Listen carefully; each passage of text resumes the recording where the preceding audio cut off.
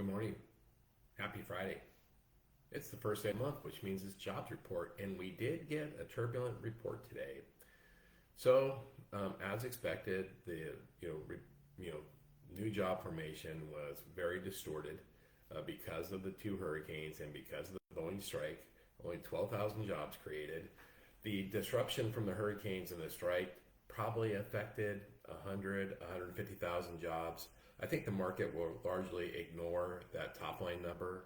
Unemployment stayed the same at 4.1% as expected, and wages rose a little bit higher than expected, a tenth of a percent higher. That's really the most important number because that's the one that's going to be the peak at possible future inflation. My guess is the market will be relatively calm reacting to this, maybe even positive in the morning and turn negative in the afternoon, but we'll see. We'll see. All in all, not the worst report we've ever seen. Probably not going to cause the most drama, which is good. But we'd like to have a little, calmness in the market. Today, though, I'm going to highlight a Wall Street Journal article. The name of the article is "Home Builders Usually Love Cheap Mortgages, Maybe Not This Time," and it's a counterintuitive article. And I really love when an article shows me a different way to look at something, some way I wasn't thinking about it before. And the argument essentially is, look, since the Fed's been tightening, since they've been raising interest rates, builders' stock value has doubled. And that's very opposite of what you would expect. You would expect sales to be restrained, and then you would expect for their stock to suffer, but it's been exactly opposite. It's been a boom for them. And here's the thing, and here's the gist of it. The gist is there's not a lot of resale property on the market. And so builders are filling the gap and now account for the highest share of home sales that they have in history, right? And what's happened is it's because of those high interest rates that people aren't listing their homes. And so this has been a boom for builders. And builders have not only been able to build a lot more houses, sell a lot more houses, they've been able to keep really high margins. And that's one of the things we forget. During the pandemic, there was not nearly enough new construction or homes to go around, and margins swelled for builders. Now there was a lot of supply disruption, and prices were very turbulent, and so they had a hard time pricing. Now, coming out of the pandemic, they haven't necessarily reduced their margins from top line price, but they have through incentives.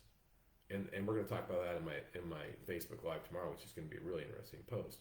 But another interesting thing right now, typically, new construction, there's 7.6 months of inventory right now.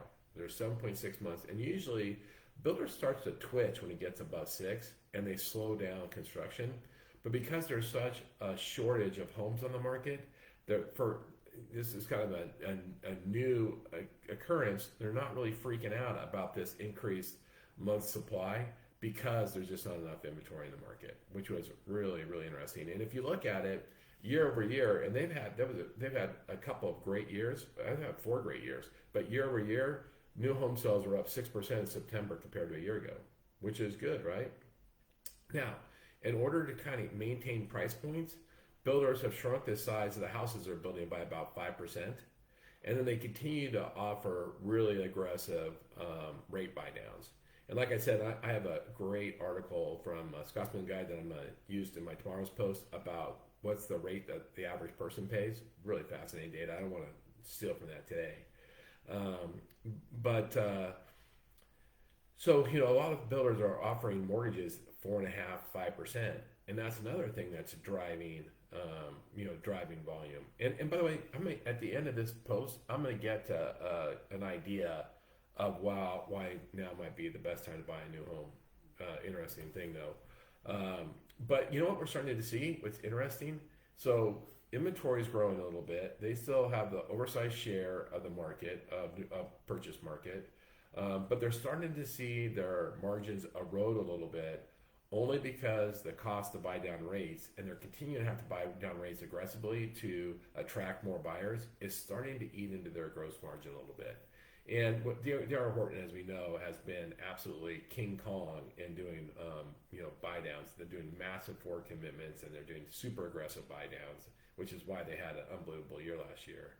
But But D.R. Horton quoted that for every percentage point, they have to buy a rate down. So say from 6 to 5, it hits them 3 to 4 percentage points from their gross margin. Interesting, isn't it? So every 1% of interest rate costs them 3 to 4 percentage points hits to gross margin. I found that really, really interesting. But here's where it becomes interesting. To me, this is the part that I really want to pay attention to. When interest rates come down, we're going to have a lot more inventory in the market. We're also going to have a lot more buyers in the market. And what this article suggests is that when rates come down and builders are no longer subsidizing rate, that probably the overall cost of the house will go up. Meaning this may be the very best time to buy a new construction house. Right now, when builders are working on thinner margins and their buying rate down and their houses are affordable, this might be the time to buy a house. And as a matter of fact, there's a really interesting phenomenon. Right now, a new construction home is only 4% more expensive than its comparable existing home for sale. 4%. So you buy a new home, it's only 4% higher than what you could buy an old home for or an existing home. And this might be the very best time to buy a house, because when they stop subsidizing the rate and we have more buyer demand and there's more inventory, you're most likely going to see a total cost go up. Which is why I would argue, if you have people out there shopping, go, hey, this is the time. You are in the bullseye to buy a new home.